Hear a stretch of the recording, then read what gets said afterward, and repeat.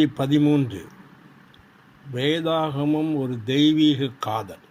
நாம் வித்தியாசமான அன்பை பார்த்திருக்கிறோம். தகப்பன் பிள்ளைகளை நேசிக்கிறார், பிள்ளைகள் பெற்றோரை நேசிக்கிறார்கள், சகோதரர்கள் சகோதரரை நேசிக்கிறார்கள், சகோதரிகள் சகோதரிகளை நேசிக்கிறார்கள், பரிசுத்தவான்களை நேசிக்கிறார்கள். இப்படி நாம் அன்பை பார்க்கிறோம். ஆனால் இவை எல்லாவற்றுக்கும் மேலான ஒரு அன்பு இருக்கிறது. அந்த அன்பு என்னவென்று சொன்னால் கணவனுக்கும் மனைவிக்கும் இடையே உள்ள அன்பு. இந்த அன்பு மிக மேலான அன்பு. தேவன் மனிதனிடத்தில் அன்பு கூறுகிறார் என்று நாம் வேதத்தில் படிக்கிறோம். இந்த அன்பு சாதாரண அன்பல்ல. எப்படி கணவன் மனைவின் மேல் அன்பு செலுத்துகிறாரோ அப்படியாக தேவன் மனிதன் மேல் அன்பு செலுத்துகிறார். தேவனுடைய அன்பு இப்படிப்பட்ட அன்பாக இருக்கிறது. கணவனுக்கும் மனைவிக்கும் இடையே உள்ள அன்பாக இருக்கிறது. அப்படிப்பட்ட அன்பைத்தான் தேவன் மனிதனோடு கூட வைத்துக்கொள்ள வேண்டும் என்று விரும்புகிறார். இந்த செய்தியில் நாம் வேதாகமும் ஒரு தெய்வீக காதல் என்பதை பார்க்க போகிறோம். தேவன் கணவனாகவும் மனிதன் மனைவியாகவும் இருக்க வேண்டும். முழு வேதாகமும் ஒரு தெய்வீக காதல். அதாவது எவ்வாறு தேவன் தாம் தெரிந்து கொள்ளப்பட்ட மக்களை காதலித்து இறுதியாக அவர்களை திருமணம் செய்து கொள்கிறார் என்பதின் ஒரு பதிவேடு. எரேமியா 3:14 சீர்கெட்ட பிள்ளைகளே திரும்புங்கள் என்று கர்த்தர் சொல்கிறார். நான் உங்கள் நாயகர் அல்லது நான் உங்கள் கணவர். தேவன்தான் கணவர். ஓசியா 2:19 நித்திய விவாகத்துக்கென்று உன்னை எனக்கு நியமித்துக் கொள்ளுவேன், திருமணத்திற்கென்று நான் உன்னை நியமித்துக் கொள்வேன். வெளிப்படுத்திய விஷயம் 21:9-10 தூதரில் ஒருவர், நீ இங்கே வா, ஆட்டுக்குட்டியானவருடைய மனைவியாகிய மணவாட்டி உனக்கு காண்பிக்கிறேன் என்று சொல்லி தேவனுடைய மகிமையடைந்த எருசலேமாகிய பரிசுத்த நகரம் பரலோகத்தை விட்டு தேவனிடத்தில் இறங்கி வருவதை காண்பித்தார். கிறிஸ்துவில் உள்ள தேவனே உண்மையான பிரபஞ்சமளாவிய கணவன். அவர் தமக்கு ஒரு மனைவியை தேடிக்கொண்டிருக்கிறார். ஏசாயா 54:5 உன் சிருஷ்டிகரே உன் நாயகர், உன்னை படைத்தவரே உன் கணவர், சேனைகளின் கர்த்தர் என்பது அவருடைய நாமம். ஆதியாகமம் 2:18 தேவனாகிய கர்த்தர் மனுஷன் தனிமையாக இருப்பது நல்லதல்ல, ஏற்ற துணையை அவனுக்கு உண்டாக்குவேன் என்றார். இது ஆதாமை பற்றி மட்டும் அவர் சொல்லவில்லை, தனக்கே சொல்லிக் கொள்கிறார். நான் தனிமையாக இருப்பது நல்லதல்ல, எனக்கு ஒரு துணையை உண்டாக்குவேன், எனக்கு ஒரு துணை தேவை என்று. தேவனால் தெரிந்து கொள்ளப்பட்ட மக்கள் கடவுளுடைய மனைவியாக இருக்க வேண்டும். ஓசியா 2:7 அவள் நான் என் முந்தின கணவனிடத்திற்கு திரும்பி போவேன் என்பாள். வெளிப்படுத்தும் விசேஷம் 19:7 ஆட்டுக்குட்டியானவருடைய கல்யாணம் வந்தது, அவருடைய மனைவி தன்னை ஆயத்தம் பண்ணினாள். தேவன் கணவனாக இருக்க வேண்டும் என்று விரும்புகிறார். அவரால் தெரிந்து கொள்ளப்பட்ட மக்கள் அவருக்கு மனைவியாக இருக்க வேண்டும் என்று தேவன் விரும்புகிறார். ஆதியாகமம் 1 அதிகாரத்தில் நாம் ஒரு திருமண காட்சியை, கல்யாண காட்சியை காண்கிறோம். ஆதியாகமம் 1:1 ஆதியிலே தேவன் வானத்தையும் பூமியையும் சிருஷ்டித்தார். கொலோசியர் 1:16 அவருக்குள் சகலமும் சிருஷ்டிக்கப்பட்டது, சகலமும் அவரை கொண்டும் அவருக்கு என்றும் சிருஷ்டிக்கப்பட்டது. மணவாளன் அல்லது மணமகன் தேவன் அங்கே இருந்தார். ஆதியாகமம் 1:31 தேவன் தாம் உண்டாக்கின எல்லாவற்றையும் பார்த்தார், அது மிகவும் நன்றாக இருந்தது. 2:18 தேவனாய கர்த்தர் மனுஷன் தனிமையாக இருப்பது நல்லதல்ல, ஏற்ற துணை அவனுக்கு உண்டாக்குவேன் என்றார். மணமகனாகிய தேவன் அங்கு இருக்கிறார். நண்பர்களும் உறவினர்களும் கூட அங்கே தயாராக இருந்தார்கள். சூரியன், சந்திரன், நட்சத்திரங்கள், புல் பூண்டு, மரங்கள், மீன், பறவை, மிருகங்கள் இவைகளெல்லாம் தயாராக இருந்தன. அதாவது திருமணத்திற்காக மணமகனாகிய தேவன் தயாராக இருக்கிறார். நண்பர்களும் உறவினர்களும் தயாராக இருக்கிறார்கள். ஆதியாகமம் 1:16 தேவன் பெரிய சுடரையும் சிறிய சுடரையும் நட்சத்திரங்களையும் உண்டாக்கினார். வசனம் 12 பூமி புல்லையும் பூண்டையும் மரங்களையும் உழைப்பித்தது. வசனம் 20 தேவன் நீந்தும் ஜீவ சந்துக்களையும் பறவைகளையும் திரளாக ஜனிப்பிக்க கடவுது என்றார். வசனம் 25 தேவன் காட்டு மிருகங்களையும் நாட்டு மிருகங்களையும் ஊரும் பிராணிகளையும் உண்டாக்கினார். திருமணத்திற்கு மணமகன் தயாராக இருக்கிறார், நண்பர்கள் உறவினர்கள் தயாராக இருக்கிறார்கள். ஆனால் இன்னும் மணமகள் வரவில்லை. மணமகள் வராமல் திருமணம் ஆரம்பிக்க முடியாது.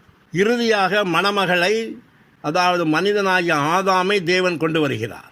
ஆதியாகமம் 1:27. தேவன் தம்முடைய சாயலாக மனுஷனை சிருஷ்டித்தார். தேவன் மனுஷனை சிருஷ்டித்த நாளிலே அவனை தேவ சாயலாகவே உண்டாக்கினார். தனக்கு ஏற்ற மனைவியாக அவள் இருக்க வேண்டும், பொருத்தமான மனைவியாக இருக்க வேண்டும் என்பதற்காக தேவன் மனிதனை தன்னைப் போலவே உண்டாக்கினார்.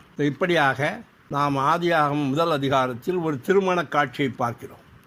ஆதாம் தேவனுக்கு ஏமாற்றத்தை கொடுத்தான்.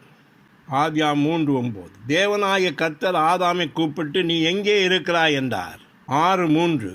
கர்த்தர், என் ஆவி என்றென்றைக்கும் மனுஷனோடு போராடுவதில்லை, அவன் மாம்சந்தானே என்றார்.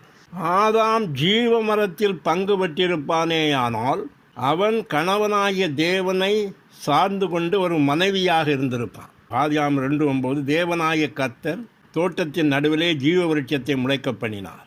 வெளிப்படுத்தல் 2:7. ஜெயங்கொள்கிறவன் எவனோ அவனுக்கு தேவனுடைய பரதேசின் மத்தியில் இருக்கிற ஜீவ விருட்சத்தின் கனியை புசிக்க கொடுப்பேன். ஆதாமை தன்னுடைய மனைவியாக இருக்கும்படி படைத்தார். ஆதாம் ஜீவ மரத்தில் பங்கு பெற்றிருப்பானேயானால் தான் தேவனை சார்ந்து கொள்ள தயாராக இருக்கிறேன் என்று அறிக்கை செய்திருப்பான். அப்பொழுது அவன் மனைவியுடைய இடத்தை எடுக்கிறான். இதைத்தான் தேவன் எதிர்பார்த்தார். எனவே தான் படைத்த ஆதாமை ஜீவ மரத்துக்கு முன்பாக நிறுத்தினான். நன்மை தீமை அறியத்தக்க மரத்தில் பங்கு பெற்றதால் ஆதாம் தேவனிடமிருந்து சுயாதீனத்தை அறிவித்தான். இவ்வாறு அவன் கணவன் தேவனுடைய மனைவி இல்லை, அவன் கணவன் தேவனுடைய மனைவி இல்லை என்று அறிவித்தான்.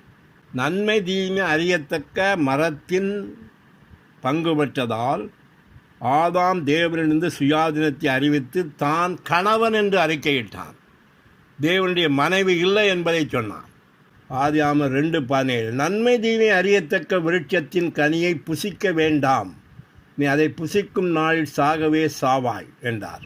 3:12. ஆதாம், என்னுடனே இருக்கும்படி தேவரீர் தந்த ஸ்திரீயானவள் அவ்விருட்சத்தின் கனியை எனக்கு கொடுத்தால் நான் புசித்தேன் என்றான். ஆதாம் ஜீவ விருட்சத்தில் பங்கு பெற்றிருப்பானேயானால் நான் தேவனை சார்ந்திருக்கிறேன், நான் தேவனுடைய மனைவி, தேவனை கணவனாக ஏற்றுக்கொள்கிறேன் என்று அறிக்கை செய்திருப்பான். அவன் நன்மை தீமை அறியத்தக்க விருட்சத்தில் பங்கு பெற்றதினால் நான் தேவனை சார்ந்திருக்கவில்லை என்று அறிக்கை செய்தான். எனவே நான் தேவனுக்கு மனைவி இல்லை என்று அறிக்கை செய்தான். நான் என்னுடைய மனைவியாகிய ஏவாளுக்கு கணவனாக இருப்பேன் என்று அறிக்கை செய்தான். இதுதான் ஆதாமுடைய வீழ்ச்சி. இவ்வாறு ஆதாம் தேவனுக்கு ஏமாற்றத்தை கொடுத்தான். இஸ்ரேல் மக்களும் தேவனுக்கு ஏமாற்றத்தையே கொடுத்தார்கள். ஏசாயா 53:5-6. உன் சிருஷ்டிகரே உன் நாயகர், உன்னை படைத்தவரே உன் கணவன், சேனைகளுடைய கர்த்தர் என்பது அவருடைய பெயர், அவருடைய நாமம். கைவிடப்பட்டு மனம் நொந்தவளான ஸ்திரீயைப் போலவும் இளம் பிராயத்தில் விவாகம் செய்து தள்ளப்பட்ட மனைவியைப் போலவும் இருக்கிற உன்னை கர்த்தர் அழைத்தார். இஸ்ரேல் மக்கள் யெகோவா தேவனுக்கு மனைவியாக இருக்க வேண்டும் என்று அவர் விரும்பினார். அவர் கணவனாக இருக்க வேண்டும் என்று ஆசைப்பட்டார்.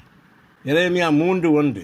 ஒரு புருஷன் தன் மனைவியை தள்ளிவிட அவள் அவனிடத்திலிருந்து புறப்பட்டு போய் அந்நிய புருஷனுக்கு மனைவியானால் அவள் அவனிடத்தில் இனி திரும்ப போவானோ? நீயோ வென்றால் அநேக நேசரோடைய வேசித்தனம் பண்ணினாய், ஆகிலும் என்னிடத்தில் திரும்பி வா என்று கர்த்தர் சொல்கிறார். இஸ்ரவேலர்கள் யெகோவாவுக்கு மனைவியாக இருந்திருக்க வேண்டும். எரேமியா 3:2. வனாந்தரத்திலே நீ என்னை பின்பற்றி வந்த உன் இள வயதின் பக்தியையும் நீ வாழ்க்கைப்பட்ட போது உனக்கிருந்த நேசத்தையும் நினைத்திருக்கிறேன். எசேக்கியேல் 16:8. நான் உன் அருகே கடந்து போன போது உன்னை பார்த்தேன், இதோ உன் காலம் பருவ காலமாயிருந்தது. அப்போது என் வஸ்திரத்தை உன்மேல் விரித்து உன் நிர்வாணத்தை மூடி உனக்கு ஆணையிட்டு கொடுத்து உன்னோடு உடன்படிக்கை பண்ணினேன் என்று கர்த்தராகிய ஆண்டவர் சொல்கிறார். இவ்விதமாய் நீ என்னுடையவளானாய். தேவன் நியாயப்பிரமாணத்தை கொடுத்ததினால் இஸ்ரவேலர்களை தமக்கு நிச்சயதார்த்தம் பண்ணினார். 10 கட்டளைகள் நிச்சயதார்த்த உடன்படிக்கையின் சரத்துக்கள். எரேமியா 2:2. வனாந்தரத்தில் நீ என்னை பின்பற்றி வந்த உன் இளவயதின் பக்தியையும் நீ வாழ்க்கைப்பட்ட போது உனக்கிருந்த நேசத்தையும் நினைத்திருக்கிறேன் என்று கர்த்தர் சொல்கிறார். யாத்ரா 34:28. அவன் 10 கற்பனையாகிய உடன்படிக்கையின் வார்த்தைகளை பலகையில் எழுதினான். ஸோ 10 கட்டளைகள் உடன்படிக்கை, நிச்சயதார்த்த உடன்படிக்கையின் சரத்துக்கள். தேவனாகிய கர்த்தர் ஒருவரே, அவரை தவிர நீ வேறு யாரையும் வணங்கக்கூடாது என்று சொல்கிறார். அப்படி என்றால் நான் நிச்சயதார்த்தம் பண்ண பிறகு நான் தான் உன்னுடைய கணவன், நீ விக்கிரகங்கள் செய்யக்கூடாது, அதாவது வேறு யாருடைய ஃபோட்டோவையும் வச்சு நீ ரகசியமாக பார்க்கக்கூடாது. ஸோ இப்படியாக 10 கட்டளைகள் நிச்சயதார்த்த உடன்படிக்கையின் சரத்துக்களாக இருக்கின்றன. இஸ்ரவேலர்கள் அவர்களுடைய கணவனாகிய யெகோவா தேவனை விட்டுவிட்டு வேசியானார்கள். எசேக்கியேல் 16:15. நீயோ வென்றால் உன் அழகை நம்பி உன் கீர்த்தியினால் சோரமார்க்கமாய் போய் வழிப்போக்கரில் உனக்கு நேர்பட்ட யாவரோடும் வேசித்தனம் பண்ணினாய். ஓசியா 2:2. அவள் எனக்கு மனைவியும் அல்ல, நான் அவளுக்கு புருஷனும் அல்ல. எரேமியா 3:14. சீர்கெட்ட பிள்ளைகளே திரும்புங்கள் என்று கர்த்தர் சொல்கிறார், நான் உங்கள் புருஷன். ஸோ இஸ்ரேல் மக்கள் யெகோவா தேவனை விட்டுவிட்டு விக்கிரகங்களின் பின்னால் போய்விட்டார்கள். அவர்களுடைய உண்மையான கணவனை அவர்கள் விட்டுவிட்டார்கள், வேசித்தனம் பண்ணினார்கள். இவ்வாறு இஸ்ரேல் மக்களும் தேவனுக்கு ஏமாற்றத்தை கொடுத்தார்கள். இப்போது கிறிஸ்துவில் தேவன் தம் மனைவியை, கிறிஸ்துவின் மணமகளை ஆயத்தம் பண்ண சபையில் வேலை செய்து கொண்டிருக்கிறார். ஆதியாகமம் 2:22. தேவனாகிய கர்த்தர் தாம் மனுஷனில் எடுத்த விலா எலும்பை மனுஷியாக உருவாக்கி அவளை மனுஷனிடத்தில் கொண்டு வந்தார். எபேசியர் 5:25-27. கிறிஸ்து சபையில் அன்பு கூர்ந்து தம்மைத்தாமே அதற்காக ஒப்பு கொடுத்தார். இப்போது காலத்தில் கிறிஸ்துவில் தேவன் தம் மனைவியை, கிறிஸ்துவின் மணமகளை ஆதாயம் பண்ண சபையில் வேலை செய்து கொண்டிருக்கிறார். கடந்த நித்தியத்தில் தேவன் மனிதன் மேல் காதலில் விழுந்தார். எபேசியர் 1:4. தமக்கு முன்பாக நாம் அன்பில் பரிசுத்தமுள்ளவர்களும் குற்றமில்லாதவர்களுமாயிருப்பதற்கு அவர் உலகத் தோற்றத்துக்கு முன்னே கிறிஸ்துவுக்குள் நம்மை தெரிந்து கொண்டார். இந்த வசனத்தில் நாம் பார்க்கிறோம் அன்பில் என்று. அதாவது என்ன அர்த்தம் என்று சொன்னால், உலகத் தோற்றத்திற்கு முன்பே தேவன் மனிதன் மேல் காதலில் விழுந்தார். விழுந்த தேவன் இன்னும் எழுந்திருக்கவில்லை. விசுவாசிகளாகிய நாம் கிறிஸ்துவுக்கு நிச்சயம் பண்ணப்பட்டிருக்கிறோம். 2 கொரிந்தியர் 11:2. நான் உங்களை கற்புள்ள கன்னிகையாக கிறிஸ்து என்னும் ஒரே புருஷனுக்கு ஒப்புக் கொடுக்க நியமித்திருக்கிறேன். சபையுகம் காதலாடும் யுகம், அல்லது சபையுகம் காதலை முன்னேற்றும் யுகம், காதலை டெவலப் பண்ணும் யுகம். The church age is the age of dating and courting. அதாவது நம்முடைய காதலனாகிய இயேசு கிறிஸ்துவோடு கூட அதிகமாக நேரம் செலவு பண்ணி நம்முடைய காதலை அபிவிருத்தி பண்ணக்கூடிய நேரம், அதுதான் சபையுகம். உன்னத பாட்டு 1:2. அவர் தமது வாயின் முத்தங்களால் என்னை முத்தமிடுவாராக, உமது நேசம் திராட்சரசத்தை பார்க்கிறோம் இன்பமானது. 4:10. உன் நேசம் எவ்வளவு இன்பமாயிருக்கிறது என் சகோதரியே, என் மணமாளியே, திராட்சரசத்தை பார்க்கிறோம் உன் நேசம் எவ்வளவு மதுரமாயிருக்கிறது. 2:6. அவர் இடதுகை என் தலையின் கீழ் இருக்கிறது, அவர் வலதுகை என்னை அணைத்துக் கொள்கிறது. தெய்வீக காதல் வரும் நித்தியத்தில் முழு நிறைவடையும். வெளிப்படுத்தின 19:7. ஆட்டுக்குட்டியானுடைய கல்யாணம் வந்தது, அவருடைய மனைவி தன்னை ஆயத்தம் பண்ணினாள். 21:2. யோவானாகிய நான் புதிய எருசலேமாகிய பரிசுத்த நகரத்தை தேவனிடத்திலிருந்து பரலோகத்தை விட்டு இறங்கி வர கண்டேன். அது தன் புருஷனுக்காக அலங்கரிக்கப்பட்ட மணவாட்டியைப் போல ஆயத்தமாக்கப்பட்டிருந்தது. முழு வேதாகமும் ஒரு தெய்வீக காதல், அதாவது எவ்வாறு தேவன் தாம் தெரிந்து கொண்ட மக்களை காதலித்து இறுதியாக அவர்களை திருமணம் செய்கிறார் என்பதின் ஒரு பதிவேடாக இருக்கிறது. ஒரு கணவன் மனைவியை நேசிப்பது போல தேவன் தாம் தெரிந்து கொள்ளப்பட்ட மக்களை நேசிக்கிறார். கிறிஸ்து நம்மை இப்படியாக நேசிக்கிறார். கிறிஸ்து நம்முடைய காதலனாக இருக்கிறார், நம்முடைய மணமகனாக இருக்கிறார், நம்முடைய கணவனாக இருக்கிறார். அவர் நம்மிடத்தில் வேறு எதையுமே எதிர்பார்க்கவில்லை. அவர் எதிர்பார்ப்பதெல்லாம் ஒன்றே ஒன்றுதான், அன்பு. ஆண்டவர் இயேசுவே, நான் உம்மை நேசிக்கிறேன். என் காதலனாகிய இயேசுவே, நான் உம்மை நேசிக்கிறேன். என் கணவனாகிய இயேசுவே, நான் உம்மை நேசிக்கிறேன். இதுதான் பெரிய ஜெபம். தேவன் தாமே இந்த காதலில் நம்மை வளர்ப்பாராக. Praise the Lord. Hallelujah. Amen.